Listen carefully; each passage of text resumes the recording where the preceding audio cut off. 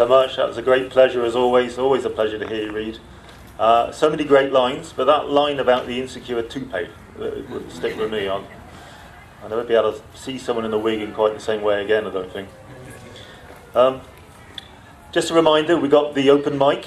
Candice has a sign-up sheet, so anyone who's just turned up, if you'd like to read later, please do sign up.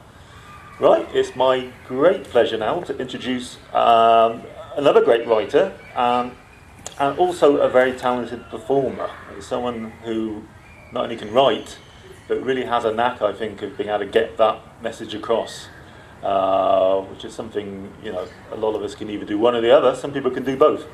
Eva can. Eva Waldauf lives in Vancouver with her cat Chocolate. That's his name, not what he's made out of. She's a visual poet and artist. Eva often has been a featured poet in Vancouver and the Lower Mainland. She's been published in many anthologies, including Royal City Poets Anthology 2012. Eva's poems have also been published in Quill's Canadian Poetry magazine in 2011 and 2010, and Red River Review in 2012. In 2011, Eva's first poetry chapbook, Howling Heart, was published. Eva runs a monthly poetry and music event called the Abundant Music and Word Festival, which I've been honoured to be a feature at. It's wonderful. And she can be contacted through the website www.oceanheartscollide, or one word, .com. So, welcome Eva. Please come up.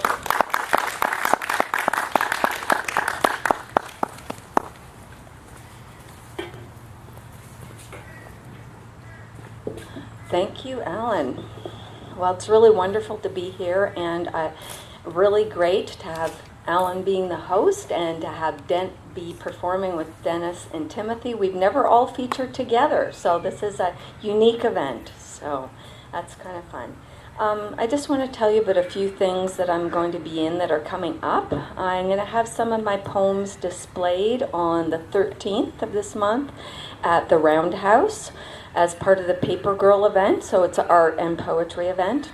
And on the 18th, I'm going to be part of Artful Sunday, so I'll have some of my new collage pieces and prints there. So, and that's from 12 to 5 on the Sunday of the 18th.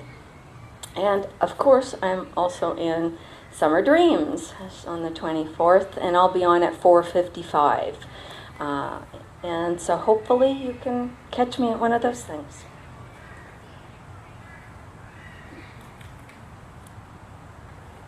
So I'm going to start with some poems that are very different from what I usually do, at least as far as theme goes. They were written for this event called Clockwork Universe, and I did get in the catalog, which is kind of nice, so my poems are in there. It was a steampunk event that was an art show as well as a cabaret. Do you know what steampunk is? Yeah, okay, good. Well, what it is, basically, it's combining Victorian era or 60s era with what people think the future will be. So sort of science fiction combined with the past. And it was kind of great because actually I'm a really big fantasy and science fiction fan. So for me, it was kind of fun to do something different. So these two, please try and imagine me in my costume while I'm reading this, okay? So what I was wearing was a full-length gown with black lace, black velvet on top with gears and clockwork all over it, my hat with gears and clockwork all over it, black lace gloves, pearls, and a gear ring. So try and picture that as I'm reading these.